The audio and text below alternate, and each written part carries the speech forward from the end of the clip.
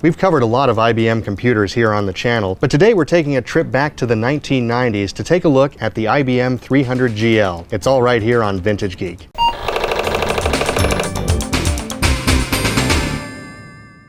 If you like what you see today, please like and subscribe. It helps us out a lot. We put a lot of time, work, and energy into every one of our videos, and the thing that helps us out the most is you becoming a Vintage Geek member. You can do that at the website. It's just under $20 a year, and you get access to all of our content commercial-free, vintagegeek.com. So we had a different plan for the video today. We were actually going to film a kind of follow-up to our Roby video. Unfortunately, the smaller version of Roby has some mechanical issues that we really couldn't get around, so we decided to go to the wildcard warehouse pile instead to find a machine that might be fun to cover here on the channel. Today we're going to look at the IBM 300GL. Now this was in their personal computer line that followed up the Personal System 2 line in earlier years. This one stood out for me in particular because I have a little bit of history with it. Back when I was in junior high, our computer labs were all standardized on IBM technology. By the time I got into high school, a lot of the computer labs and science labs had moved over to the IBM PC series that looked very similar to the machine we have here today. This particular line of products went for a long time. So they had a lot of different variations, a lot of different motherboards and processors that went into this basic configuration and case. So I'm kind of excited to get into this one today. I want to see what's inside of it and hopefully get to test it out. So let's get into it here on Vintage Geek. I want to start by taking a look at the front of the machine. There's some distinctive styling that goes on with these computers. You kind of have these ribs on the left-hand side of the frame, which really stand out to me, especially with that kind of bezel that comes out with the floppy drive and the CD-ROM to the right. My own opinion of this is that it is kind of a pleasing aesthetic. Definitely makes it look IBM to me for some reason, and maybe that's because I saw so many of these growing up. This one really hasn't had much done to it yet, so its overall condition is still a little bit grimy, and we still have the original notes that were attached to the front of this. I'm not sure who took these notes or who put this together, but I do find a couple of the things funny on here. One is that it does specify the weight of the computer as being 21 pounds, which I suppose that is useful information to know, especially if you're moving a bunch of these around at one time. The other thing that stands out to me is that it says processor. It's good to know that the machine does in fact have a processor. Of course, there is the sticker to the far right hand side of the case that shows that it's a Pentium class MMX. Hopefully that's what is still installed. Other than that, the sticker on the front basically states the obvious. The machine has a hard drive, it's got a 3.5-inch floppy drive, and it has a CD-ROM. There appears to be some kind of price sticker on this that looks like it may have been priced at $150 at some point in its life. All I know is that the computer does power up, and we do have a clean version of Windows 95 on it to do some testing, so that's great. Looking at the back panel, we have a number of different connectors. I did notice right off the bat that we do have 2 USB connectors. Most of the computers we've looked at to date wouldn't have even dreamed of having a USB port on the back, so definitely into the later years here. We have a couple of serial ports, and one of those ports is actually standalone in a panel that's above the motherboard area. We also have your standard video connections. You've got your PS2 style mouse and keyboard ports. You've got a printer port, and that's about it for the motherboard layer. Now we do have a couple of expansion cards as well, a multi-channel sound card, and then above that we have what appears to be an included network card. Now I want to take the cover off and see what's inside this machine. There's quite a bit going on inside the case. Everything is relatively clean for being a warehouse find. There weren't any creatures or anything that came out of it, so I'm always happy about that. There's a few interesting things to note. The first is I was able to find the size of the hard drive in this machine. Looks like it's a 2.6 gigabyte hard drive, and the manufacture date on that is September of 1997. Looking at the actual motherboard itself, it's kind of what I expected, a typical Pentium class motherboard. This one has the single slot that allows the riser card to come up that has the expansion slots on it. There's a lot of things happening with the expansion slots because it's kind of in the middle of different technologies from different eras. You have both PCI slots as well as ISA slots, and one of the slots in the middle has both. So you could actually put a PCI type card or an ISA type card in there. On the other side of that vertical riser card, you have another ISA slot and another PCI slot. So quite a bit of room for expansion here. Of course, the box does have its own CD-ROM drive that appears to be original. It's got a 3.5-inch floppy drive and a pretty standard looking power supply. In the front of the chassis is a cooling fan that I assume is necessary to keep that Pentium class chip cool. It does have a heat sink on the processor, but that particular heat sink is not a fan version. It's just the metal type, so having a cooling fan in the case I'm sure was important. It also appears that this machine takes standard memory. It looks like there are 2 memory slots and only one of them is currently filled. Now I want to take one quick look at the actual processor itself, maybe pull up that heat sink just to see exactly what class Pentium MMX is installed in this machine. So seeing it actually confirms that it is a Pentium processor with MMX technology. Unfortunately, from the label on the processor itself, that's really all we know. It doesn't have any particular speed marked on it or anything like that, but it's good to know that the original processor is in the device and looks like it's in pretty good condition. I did want to mention also that as we were turning the machine around earlier, I did notice there are a couple of different markings on it that indicate it was part of a school or school system. There's a tag on the back that shows a school name as well as some kind of a serial number or number that they would have used internally, as well as a side sticker that has a barcode from presumably another institution of learning, maybe where this ended up after it was in that particular school system. Seems like this machine may have bounced around a little bit. There's a note on the power supply that says CPU 1577. I don't know if that was some kind of internal naming for the school system, but it's kind of interesting that that was written in marker on the back. I also wanted to mention that in our initial testing and putting Windows 95 on this, we did attempt to use the original system that was included on the hard drive. It was not a wiped hard drive when we got the system. However, it was part of a domain environment, and without having any credentials, really couldn't get anywhere with it. We opted to go with a clean install on that to see what the machine could do. We're going to try a game with it as well today. So I'm going to put the cover back on this and get to testing. I've got the IBM 300GL connected and ready to go here. And of course, I had to use the Aptiva monitor, keyboard, and mouse because they've become some of my favorites here on the channel. And it seemed appropriate given that this is another IBM machine. So let's give it a shot.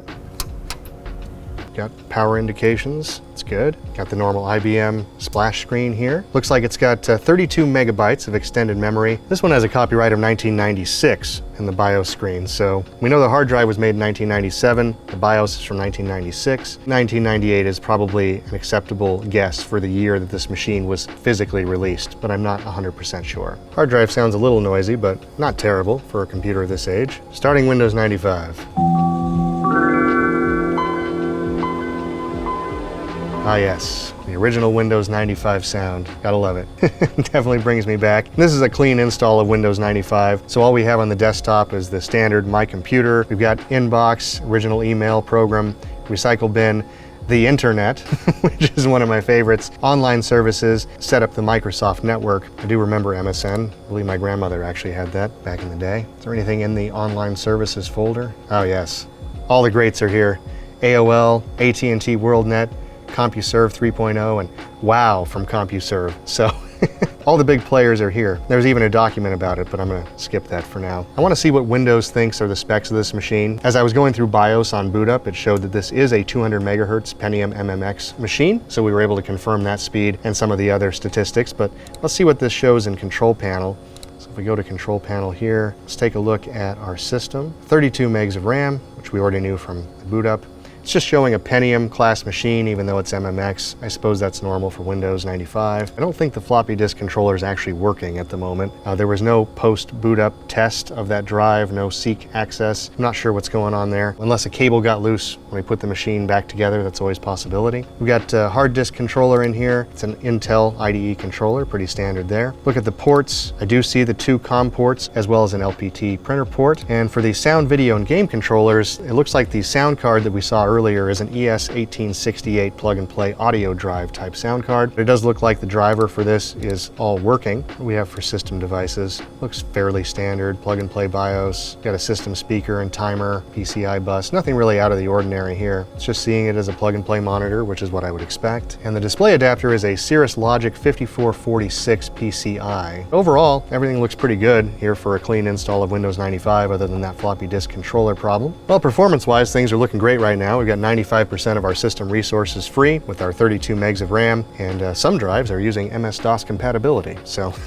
there you go. Let's take a look in the menu here at the accessories, because I don't remember in Windows 95 what accessories came with it by default. We've got some internet tools. We've got our standard media player, sound recorder, and active movie control. System tools, we've got the disk defragmenter and scan disk. And I don't see that this actually came with any games by default. I was thinking that maybe this came with a version of Solitaire or something at least, but I don't even see that. Pretty basic right here. So just your very rudimentary Windows 95 install. Now, as I mentioned, we did install a game on the system earlier just to see what it would do. This one's by a company called 7th Level. The game is called Battle Beast, and this is a late 90s game that's really all about the kind of animations and full motion video content. From what I've read, not so much on actual gameplay, which is perfect for me, honestly, given our experiences here on the channel. Let's try some Battle Beast. Seventh Level presents.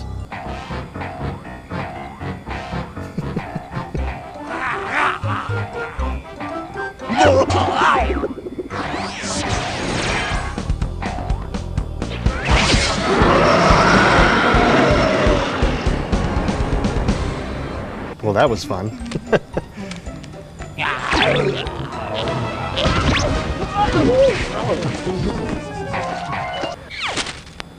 I have grave news.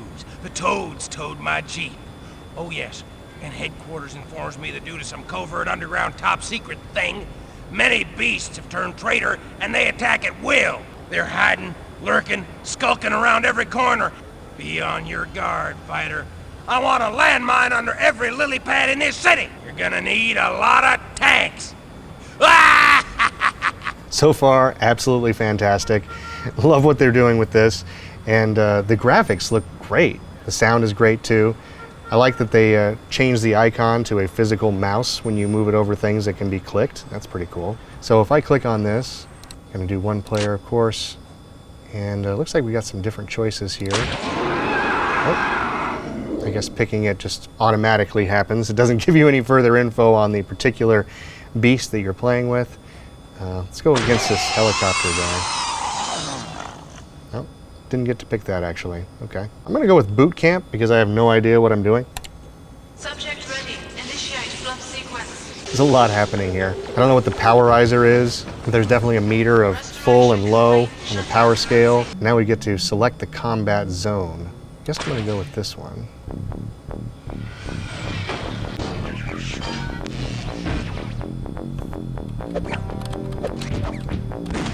Okay, so I have no idea what the controls are on the keyboard for this. Aha! Yeah, I actually got a hit or two in there, that's good. I don't love that he has bullets. I feel like that's an unfair advantage. There's got to be some other special features here. I don't think being the goldfish, though, is really going to get it done. The anchor's pretty cool, though. Come on now. I don't know what that was.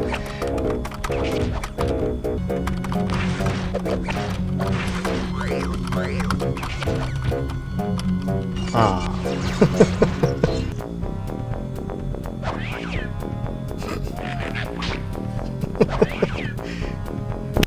That's right, player. Waste your time on your fellow beasts. Crush each other while my toads and I destroy your world. Solid, yeah.